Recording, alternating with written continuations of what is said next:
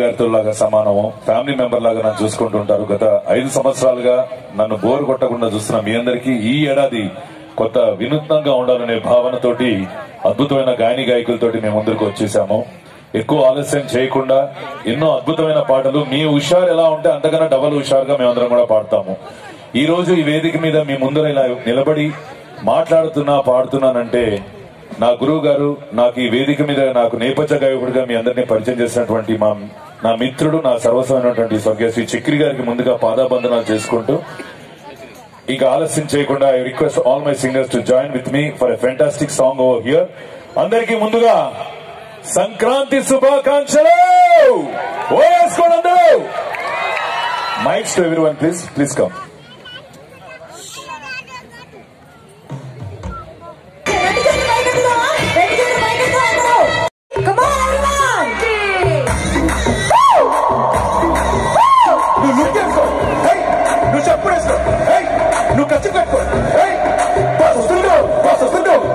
కొంతమంది కళాకారులకి ఏంటంటే బాండ్ అయిన తర్వాత బాండ్ ఆర్టిస్ట్ అంటారు. తర్వాత వాళ్ళకి బాండ్ ఆర్టిస్ట్ కాకపోయినా ఆర్టిస్ట్ అవ్వాలనే భావంతో సాధన చేసి ఆర్టిస్ట్ గా అవుతారు. కానీ కొంతమందికి ఆ కళ తప్పిస్తే వేరే ప్రపంచం తెలియదు. ఆ కళనే నమ్ముకుని అతను చేసినటువంటి సాధనకి, అతను పెట్టినటువంటి ఎఫర్ట్ కి, అతనికి ఉన్నటువంటి passion, perseverance, everything paid him and kept him as the winner of Zee Sarigamappa. The only one and only whom I like, the melodious voice of Andhra and Telangana. Please put your hands welcoming SSV onto the stage, please. Oh wow, what a great welcome. Welcome SSV.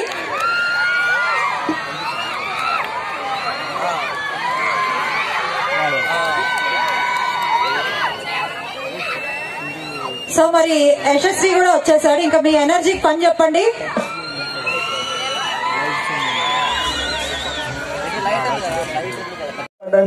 మన friends అందరూ ఉన్నారు. So music enjoy చేయండి. అందరికి first of all happy Sankranti. కొంచెం గట్టిగా happy Sankranti.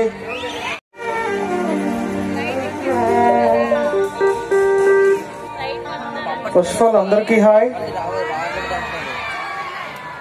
So నా songs మీకు melody songs set నుంచి కూడా వాళ్ళ స్కిట్లు మనందరినీ డైవర్ట్ చేసి మంచిగా నవ్వించిన చమక్ చంద్ర గారు అండ్ వాళ్ళ టీం మనందరినీ ఇప్పుడు మంచిగా నవ్వించడానికి వస్తున్నారు. Let's welcome Chammak Chandra and team. ఆయన చెప్పే డైలాగ్ లో నాకు ఒక డైలాగ్ చాలా ఇష్టం. బట్టే బాస్ అంటారు ఆయన. అది అసలు ఎంత వినసొంపుగా ఉంటుందో మీ గొంతుతో చెప్తే ఇంకా బాగుంటది. వెల్కమ్ అండి. థ్యాంక్ యూ అండి. Thank you. హాయ్, ఎలా ఉన్నారు అందరూ? Nice.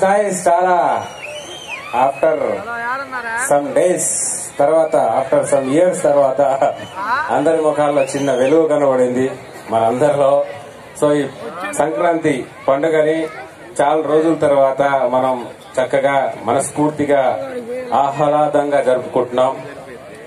So really thank you so much మన బాపట్ల నియోజకవర్గ ఎమ్మెల్యే కోన రఘుపతి గారు. సో మళ్ళీ నేను బిఫోర్ దట్ ఒకసారి వచ్చాను, ఇది second time. Thank you sir, మళ్ళీ నన్ను ఇన్వైట్ చేసినందుకు థ్యాంక్ యూ అగైన్. అండ్ నిజంగా every year Kona charitable trust Sankranti సంబరాలు ఎవ్రీ ఇయర్ ప్రజల ఆనందం కోసం ఆయన చక్కగా ఒక మంచి ప్రోగ్రామ్స్ ని, మంచి కళాకారుల్ని, మంచి సింగర్స్ ని బికాస్ ఆఫ్ ఓన్లీ ఇక్కడ నియోజకవర్గ ప్రజల కోసం మా ప్రజలందరూ చక్కగా సంవత్సరానికి ఒకసారైనా చక్కగా నవ్వుకోవాలి అండ్ చక్కగా ఒక పండగలాగా సెలబ్రేట్ చేసుకోవాలని ఆయన ఎవ్రీ ఇయర్ ఇలా చక్కగా ప్రోగ్రామ్స్ ని కండక్ట్ చేస్తుంటారు బికాస్ ఆఫ్ మీ ఆనందం కోసం. అండ్ ఒక మంచి నాయకుడిగా కూడా సార్కి మంచి నేమ్ ఉంది ఇక్కడ. Wish all the best sir. మీరు ఇలాగే ప్రజల గుండెలు ఎప్పుడు ఇలాగే ఉండాలి, మీ సేవ ప్రజలకు ఎప్పుడు ఇలాగే అందిస్తూ ఉండాలని మనస్ఫూర్తిగా కోరుకుంటున్నాను. And thank you so much. ఈరోజు మిమ్మల్ని అందరినీ కలిసినందుకు చాలా సంతోషంగా ఉంది. అండ్ అందరికీ సంక్రాంతి శుభాకాంక్షలు. Thank you so much. And నాతో పాటు పవన్ అండ్ ఆనంద్ వచ్చారు. ఒకసారి మాట్లాడరా విషయం. హాయ్ అండి అందరికి, ఎలా ఉన్నారు? హలో, వినపడట్లా? యూత్ ఉన్నారా ఇక్కడ? ఓకే ఓకే, ఉన్నారు. ఇటు సైడ్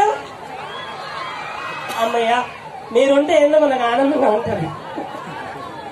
వాడు యూత్ కోసమే వస్తాడు రెగ్యులర్ గా.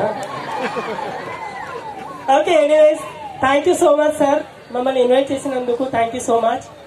అండ్ అలాగే కోన వెంకట్ గారికి నేను పెద్ద ఫ్యాన్ అండి సార్. మీకు మీ రైటింగ్, మీ సినిమాలు ఎన్నో అద్భుతమైన సినిమాలు ఉన్నాయి. So thank you so much అన్న. పెద్దవాళ్ళకి ఈరోజు అంటే కోన వెంకట్ గారిని మీట్ చేయడం అనేది మీ అదృష్టం basically. So thank you so much అండి. అండ్ అందరికీ ముందుగా సంక్రాంతి శుభాకాంక్షలు.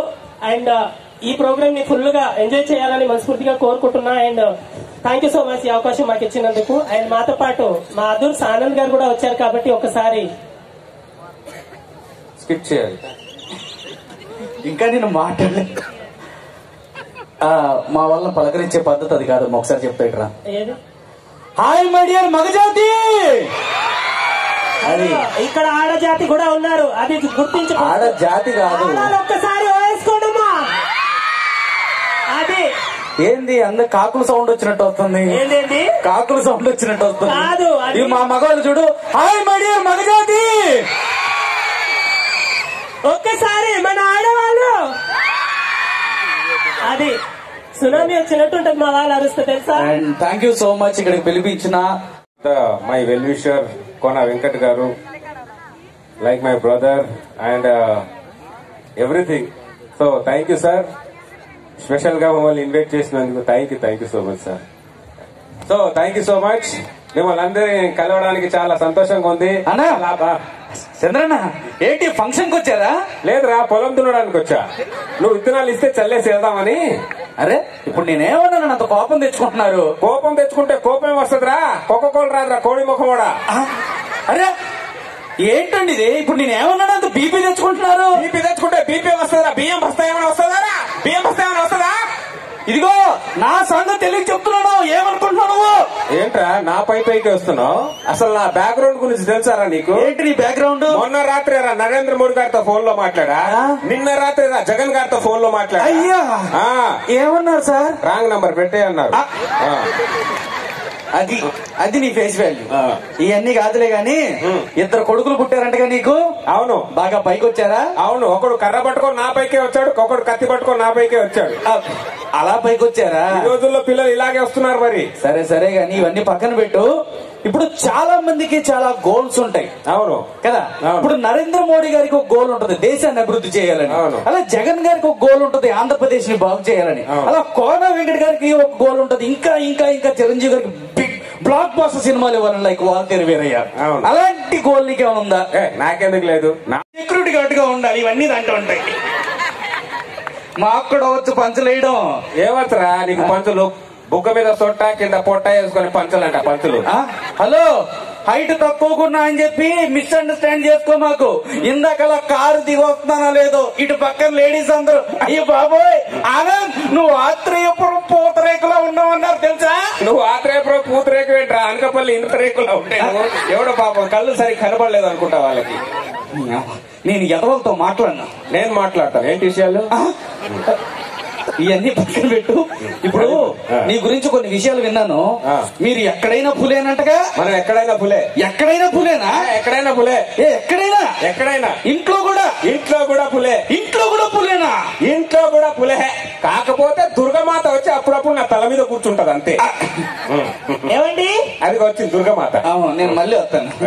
ఏమండి? ఏంటే? ఏమండి నైట్ నాకు కళ్ళు వచ్చిందండి. ఏంటి అది? కళ్ళు మీరు నాకు వడ్డాణం కొనిచ్చినట్టు. అవునా? నాకు కూడా కళ వచ్చిందే. ఏంటి? ఆ బిల్లు మీ నాన్న కడుతున్నట్టు. కళ వచ్చిందంట. కళ పనికొచ్చే కలర్ కాదు కానీ పనికొచ్చే పనికిరాని కళ మాత్రం బాగా కంటుంటారు మీరు.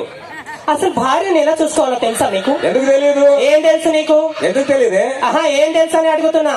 ఆ పక్కింటి సుబ్బారావుని చూడండి, వారానికి 3 సార్లు సినిమా తీసుకెళ్తున్నారు వాళ్ళ ఆవిడికి. మీరు ఉన్నారు, ఎప్పుడైనా తీసుకెళ్లారా? నేను అడిగాను ఆవిడ్ని, ఆవిడే నానంది. హలో, నేను నా గురించి అంటున్నా, ఆవిడ గురించి కాదు. ఓ నీ గురించా? నువ్వు ఇంట్లో చూపిస్తున్న సినిమా సరిపోదా? కొత్తగా మళ్ళీ సినిమాకి తీసుకెళ్లాలా నిన్ను?